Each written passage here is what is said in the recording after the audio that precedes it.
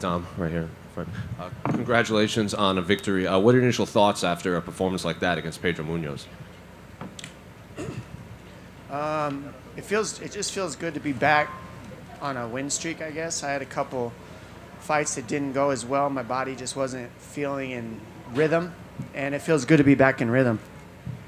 That first round, you got dropped twice. Was that just you were out of place, or was it this Pedro Munhoz? Did Pedro Munhoz do something that kind of threw you off in that first round? From what I'm hearing from my corner, I hit my head on the ground after or something. I don't know. I haven't seen the fight, so if I'm being honest, I thought I just took him down. So last I know is he's on his back and I'm on top. So I guess the rest of it, I conveniently don't remember. In that second and third round, you kind of picked it back up. You're kind of hitting with a lot of jabs. He was connecting with pretty much air in there. So after that first round, did rounds 2 and 3 go pretty much how you had planned for that whole fight to go?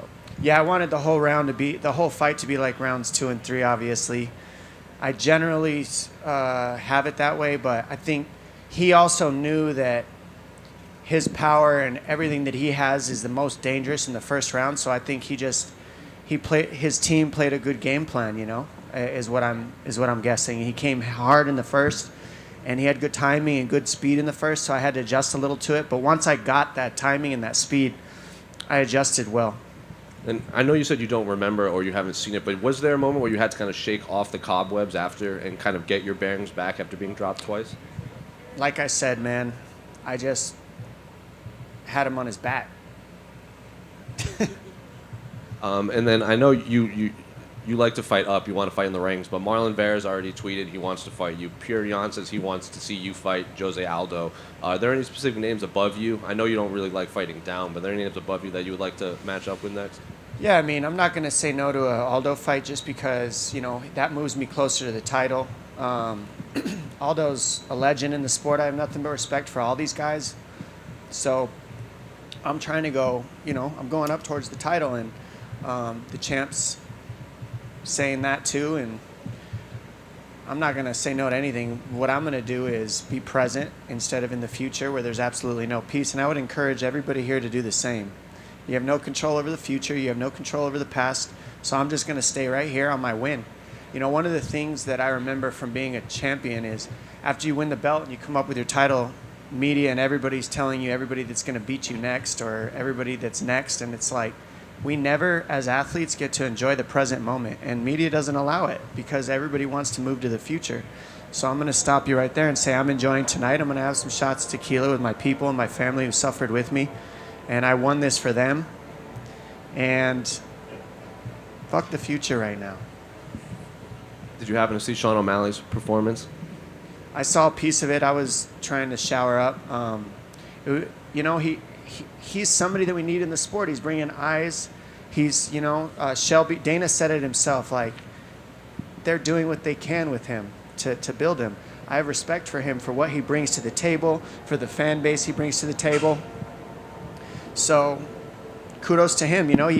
He faced somebody that he knocked out. He's knocked out his last couple opponents. He follows through with what he's supposed to do. Dominick right here. Dominick, I've kind of replayed Wednesday quite a few times. When I asked you that question, my big one, did you actually mute Daniel Cormier's commentary, or were you just taking a jab at him and it got blown out of proportion in the last 72 hours? So I didn't eat or drink when you guys asked me questions for like 3 days. We're all dieting, so we all do the best we can, except for Cormier. He never diets. But the truth is, like, I love Daniel Cormier. He is my brother. I work with him. I work alongside him. We are a team. He says I'm dry. I say I add a lot of seasoning, but I need him in order to be successful in that job. You can't just have a one-person booth. I need him. I need Joe Rogan. I need Michael Bisping. I need Felder. I need all of them. So if you make a headline, make sure you say Dominick Cruz needs the whole team.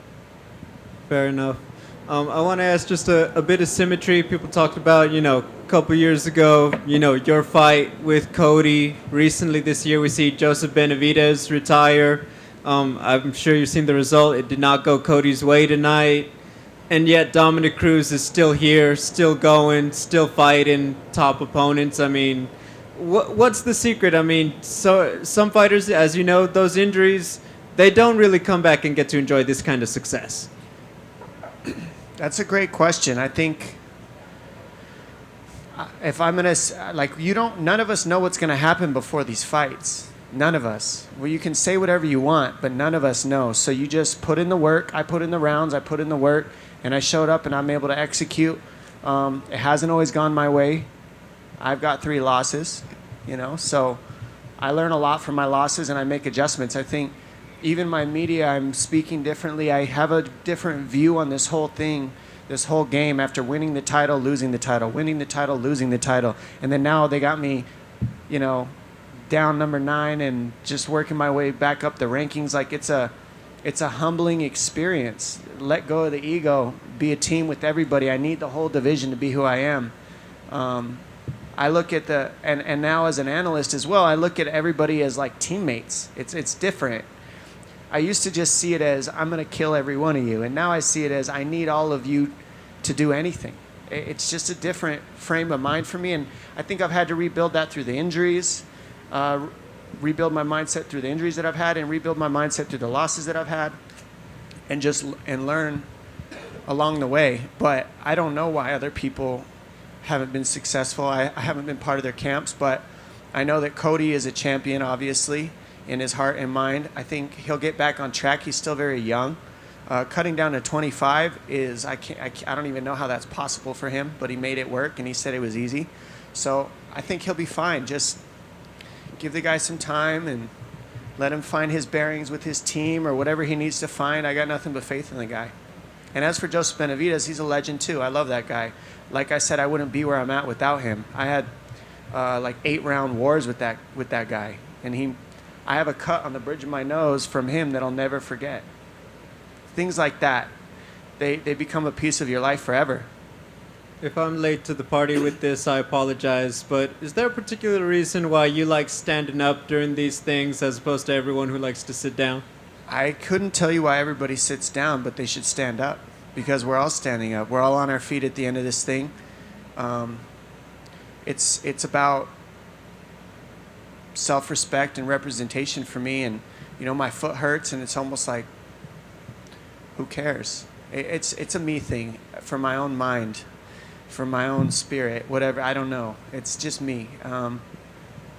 The chair bothers me. It's like going out on crutches or going out in a wheelchair, even though your foot's broken or something hurts. I don't know. If I don't have to, I won't. Congrats, Dom. Thanks. Dom, right here. Congrats, man. So this year, now that it's over for you, 2 fights in this year, 2 wins. It's the first time in 5 years that you've been able to get multiple fights in a year. And I wonder for you, what's that experience been like? Has it been helpful for you? I mean, you look back on it. Are you happy to be able to now rack these up? I'm super happy to fight twice in a year. Are you kidding me? I think the reason why I'm ranked where I'm ranked is because I haven't been as active. Pedro Munhoz is ranked above me because he's been more active than me. And, watching Dustin Poirier fight his 3rd title fight in a calendar year the guy's a monster. That's epic. There's a handful of MMA mixed martial arts champions who have fought 3 title fights in 1 calendar year. I have been one of them, but there's not a lot of us. Usman's another. There's more. But anybody who does that, I'm going to tell you right now, savages, because your body takes a beating in these camps, and they're all 5-round fights. So to be able to come in here and do two fights in a year, and then don't forget, I'm working too. I'm working a full-time job while I compete at the highest level, and I'm also working a full-time job at the highest level. You know how hard it is to talk for 8 hours next to Daniel Cormier and Bisping and not say something stupid? It's hard. So you got to be sharp. You got to be present. There's a lot I'm trying to do here for the sport. I love this sport. I love the athletes in this sport. I want to represent them the best I can. I do it for them. I do it for my people. And I just feel grateful and blessed to be in the position to be able to have all this. I mean, I had a friend of mine that say, man, it's so cool. You get to do martial arts for a living. That's it. My friend Jimmy Harbison. And I'm like, you're right. That's pretty, wow. I'm running around shadow boxing in the parking lot, stretching on an electric box, getting ready for a fight. And that's my job. What a trip. And only other thing from me, if I'm not mistaken, this is now year 17 for you for this career. Can you hold it a little closer? I can't hear you. I got you. If I'm not mistaken, this is now year 17 for you in your career. 17 times you've walked to the cage in a non-title fight, and you've won all 17 of them. I just wonder for you, what is that record, 17-0 non-title fights? What does that mean to you? I mean, I haven't really been keeping track of the stats because it's not done. I'm working on celebrating my my present moment and my victories more. It takes practice.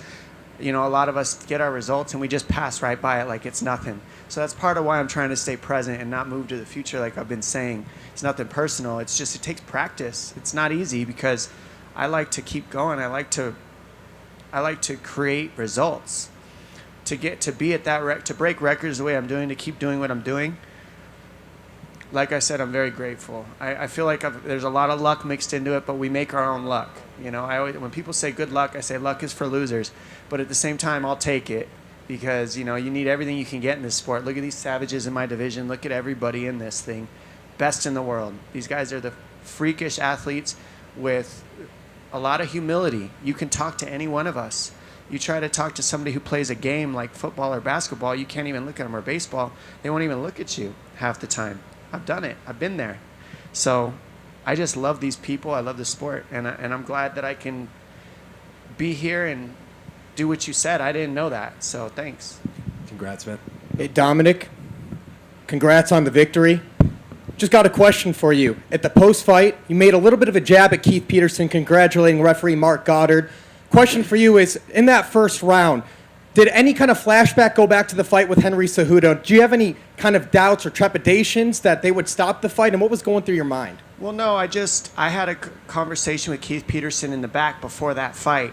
Hey, I'm willing to die in there. Do not stop this early. And when you stop a fight with 1 second left on the clock and I'm working my way up, I just made sure and talked to Goddard about that and said the same thing. He was looking me in the eyes the whole time. And you know what? I wasn't taking a stab at Keith Peterson. I was giving kudos to Goddard. Do you see how that happens with media?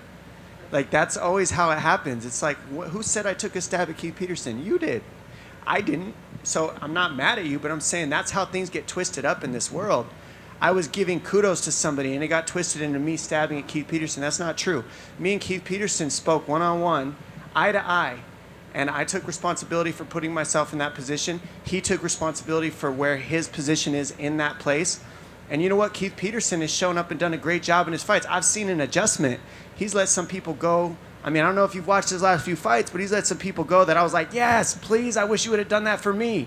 And we're all adjusting in this thing. We're none of us are perfect. I understand that.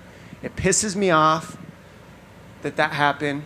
Because, you know, Cejudo retired, and I can't smash his face in on a rematch. But if the little dork decides to come back, I'm here. Dominick, you just mentioned your foot a little bit earlier. How's just like your plantar fasciitis these days? I mean, you didn't have the tape on. Pedro did. They were mentioning it. But just how are the feet these days? Well, I had to put some insoles in my feet. And anybody who's got plantar fasciitis tendonitis, it takes time. But if you get some expensive insoles, it really makes a difference. You know, $350 insoles. I put them in every pair of shoes I wear, and over time your feet heal. My feet are completely healed. I mean, I kicked a knee tonight, so my knee's a little sore. But my foot's a little sore from kicking the knee. But that's normal. I mean, you can kick elbows and your foot's going to be sore. You can kick a head and break nothing's broken. It's just swollen and sore.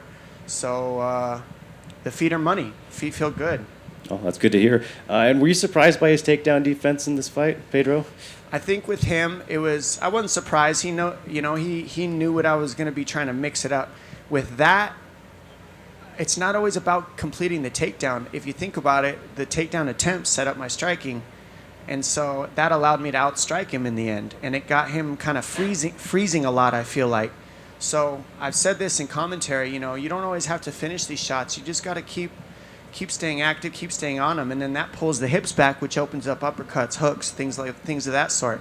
If you don't respect my takedown and pull your hips back, then I'm going to take you down. But if you pull them back, now you've opened up striking. So it's a balance play, and that's what mixed martial arts is. And that's why I've always had weird angles and weird footwork and all this stuff, because We're not fighting like any other sport in the world. If I stay stationary, takedowns are there. If I don't hit angles, kicks are there, knees are there, all this different stuff. So for me, it's just important of being constant everything, constant guessing, constant feints, constant knees, constant kicks, angles, takedowns, boxing, jump knee, everything.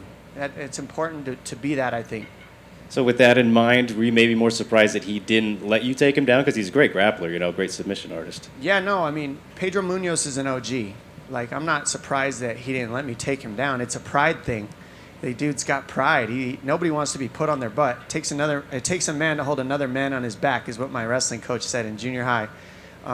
And, you know, if you watch judo, if you watch jiu-jitsu, anything, I mean, some people are nasty guard players. Pedro Munhoz he's got a guard, but he's more of a top jiu-jitsu player, so he doesn't want to be on his back.